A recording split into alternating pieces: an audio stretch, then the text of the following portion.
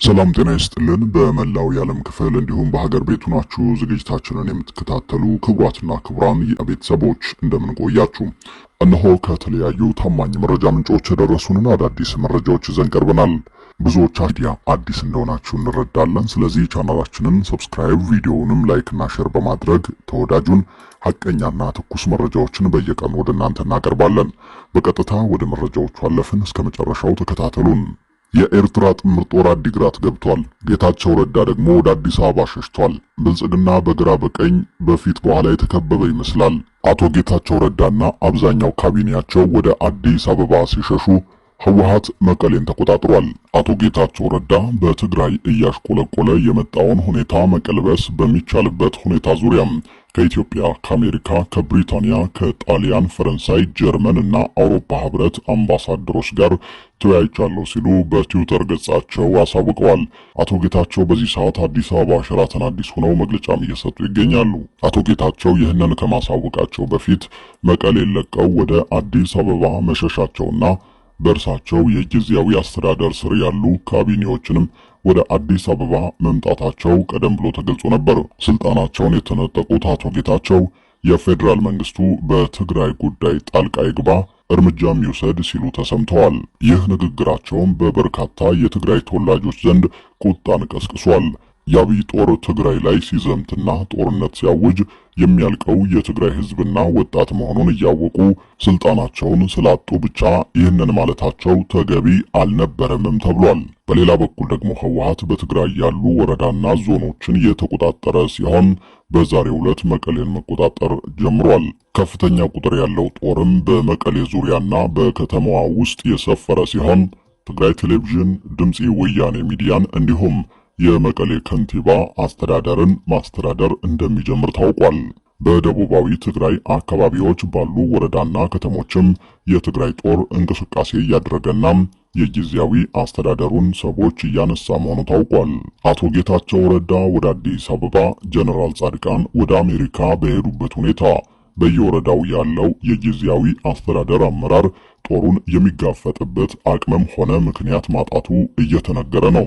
ህወሓት በበኩሉ በትግራይ የጸጥታ ኃይሎች የተጀመረው ህገ መንግስታዊና የህግ የበላይነትን የማስከበር ንቅናቄ የፕሪቶሪያን የሰላም ሂደት ያከብራል እንጂ የሚጥስ አይደለም፣ ሰራዊቱና አመራሩ የፕሪቶሪያ ስምምነትን በከፈሉት መስዋዕትነት ያመጡ ሲሆን አሁንም ለተግባራዊነቱ እየታገሉ ነው ብሏል። የብሔራዊ ክህደት ኃይል የሆነው የጌታቸው ረዳ ቡድን በቀጥታም ሆነ በተዘዋዋሪ በትግራይ ላይ ሶስተኛ ወገን ጣልቃ እንዲገባ ያቀረበው ጥሪ ግልጽ ብሔራዊ ክህደትና የፕሪቶሪያን ስምምነት አደጋ ላይ የሚጥል በመሆኑ በፍጹም ተቀባይነት የለውም ሲል ህወሓት ገልጿል። ይህ ሁሉ ሲሆን በብልጽግናው መንደር በተከፋይ አክቲቪስቶቹ ከሚደረገው የጦርነት ቅስቀሳና ዘመቻ ባለፈ ምንም የተሰጠ ምላሽ የለም። አቶ ጌታቸው ሸሽተው አዲስ አበባ ሲገቡ ህወሓት መልሶ ትግራይን የራሱ አድርጓል። ለገሰ ቱሉም ሆነ አብይ አህመድ ግን ያሉት ነገር የለም።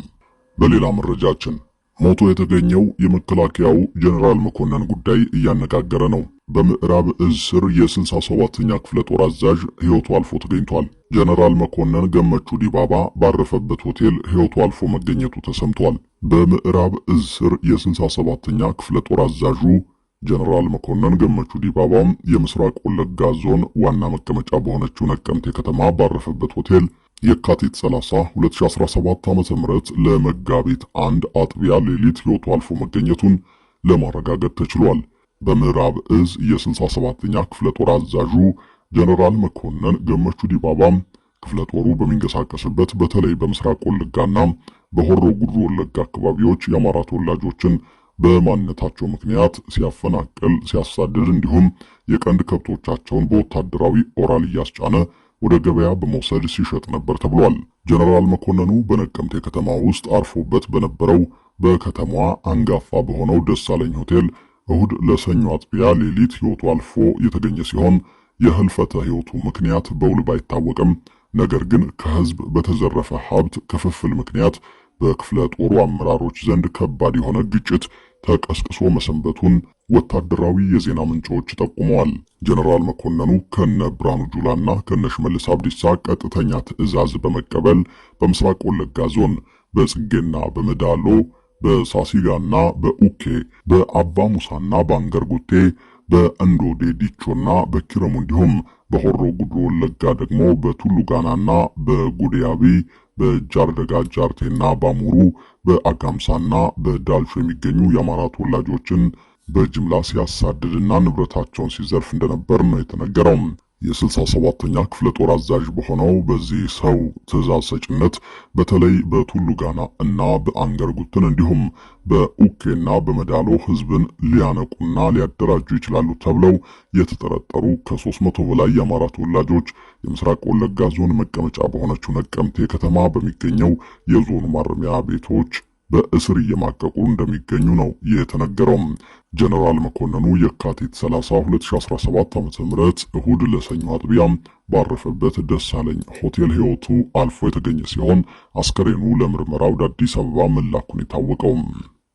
በተያዘ በትግራይ የሚንቀሳቀሱ ፓርቲዎች አፋጣኝ እርምጃ መውሰድ ያስፈልጋል በማለት መግለጫ አውጥተዋል። ፓርቲዎቹ በጦር በመታገዝ የሚደረግ የስልጣን ንጥቂያ ይቁም ሲሉም ባወጡት መግለጫ ላይ አካተዋል። መግለጫውን የሰጡት የትግራይ ነጻነት ፓርቲ፣ ባይቶናና አረና ትግራይ በጋራ ባወጡት መግለጫ ነው። የህወሓት ካድሬ ጀነራሎችና አጋሮቻቸው በህገወጥ መንገድ ስልጣን ለመንጠቅ እየሞከሩ ባሉበት ወቅት የክልሉን ሰላምና መረጋጋት ወደ ቀውስ ውስጥ ከተውታል ብለዋል። የኤርትራን ጣልቃ ገብነትና የአካባቢውን ሰላምና መረጋጋት የሚጻረሩ የውጭ አካላት ሚናን ለመግታት አፋጣኝ እርምጃ መውሰድ ያስፈልጋል ሲሉም አክለዋል።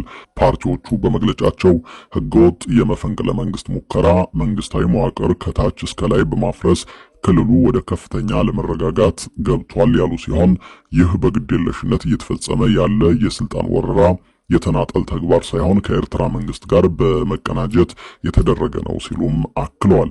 በዚህም መሰረት ዓለም አቀፍ አካላትና ሁሉም የፕሪቶሪያ ስምምነት ተዋናዮች በአስቸኳይ ጣልቃ እንዲገቡ እንጠይቃለን ያሉ ሲሆን ፓርቲዎቹ በተጨማሪም ትርምስን ለመከላከልና አስከፊ ክልላዊ ቀውስን ለማስቀረት ሲባል የህግ በላይነት መከበር አለበት፣ ጣልቃ ግቡልን ሲሉ ጠይቀዋል። በትግራይ ጉዳይ ላይ አስተያየታቸውን የሰጡ ፖለቲከኞች ሁለት ሐሳቦችን አንስተዋል።